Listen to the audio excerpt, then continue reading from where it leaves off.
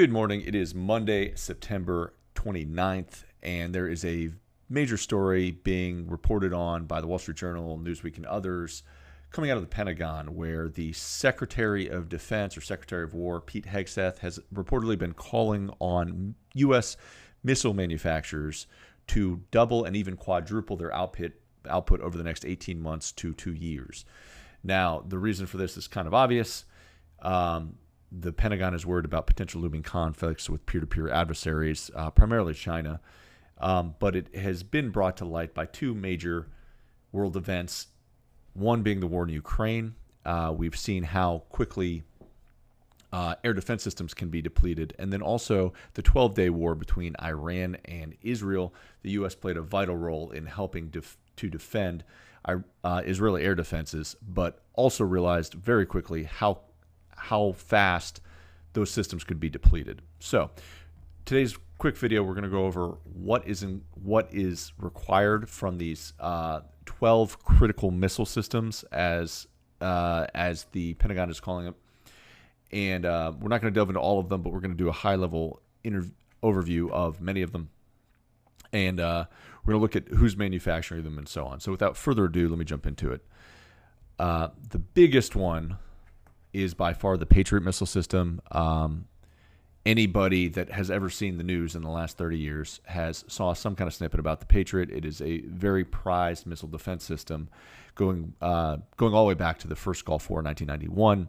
Of course, several updated variants have been produced since then. But I learned this when researching this video. Patriot actually stands for Phased Array Tracking Radar to Intercept on Target, or Patriot.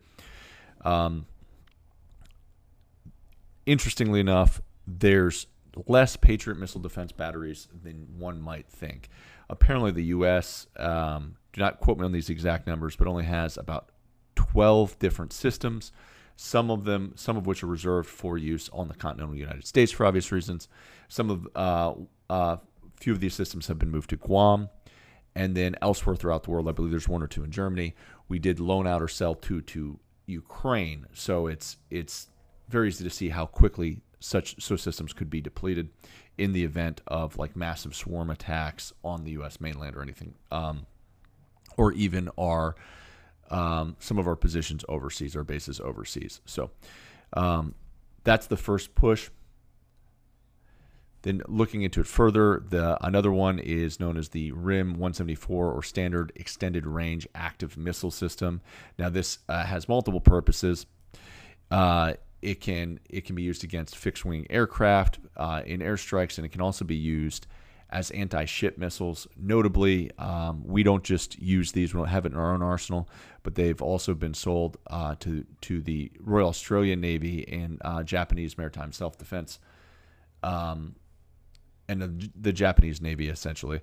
The one thing I noticed as I was kind of reading through a lot of these missile systems, one of our biggest clients is the Royal Australian Navy.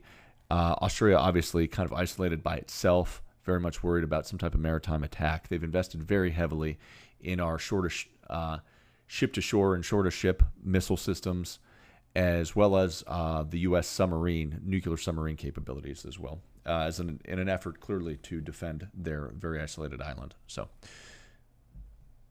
another one, LRASM, sorry if I don't pronounce these properly, the acronym properly. Anybody that is much more of an expert on missile defense is welcome to chime in on the comments. But it is a long-range anti-ship missile. It is a pretty scary-looking booger. It is part of the U.S. Navy's distributed lethality concept made by Lockheed Martin.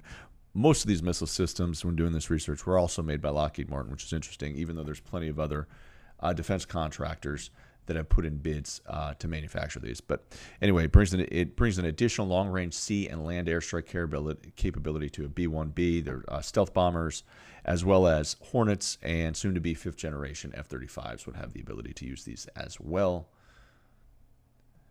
Another one is a precision strike missile. Now, this is new to me, but the first batch was just delivered in December 2023, so it's only about a year and a half old. And it's been used to replace the ATACMS. The ATACMS have been highly prized by the Ukrainian military and used to great effect in that conflict. What it is considered a shorter range weapon that is effective against convoys, specific military targets. These wouldn't, the type of targets that necessarily wouldn't be used for like a cruise missile. Think more of one or two or three pieces of ordnance. The ATACMS apparently only had a range of about 310 kilometers. So the new precision strike missiles are supposed to extend that to 500 kilometers. They're supposed to be sleeker, thinner, thus doubling the capacity that can be used in some of the launch systems. So interesting stuff there. And then last but not least, what we're covering today is the AGM-158, or Joint Air-to-Surface Standoff Missile. It's a large, stealthy, long-range weapon with 1,000-pound payload. This is getting into more of essentially long-range strike capabilities. This would be used at a large static target and could be fired from a very, very safe distance. So anyway, just one of the many missile systems that we are looking to update on. When kind of reading through these more, you realize that the U.S. only actually has, like in the case of this one, produced over 500 of these. So you can imagine in a large peer-to-peer engagement how quickly we would deplete these types of weapon systems. So something to keep an eye on. The Pentagon is definitely moving to get more of these in our stockpile. Gone are the days of World War II era munition manufacturing where artillery shells can be produced very quickly. A lot of these weapon systems are much more complicated. Some of the reports I was reading is that these missile systems can take up to 2 years to be made. So clearly we would find ourselves in the rears if caught in an open conflict and having to produce these. So they're being proactive rather than reactive, but we'll continue to keep an eye on this. Stay tuned for more.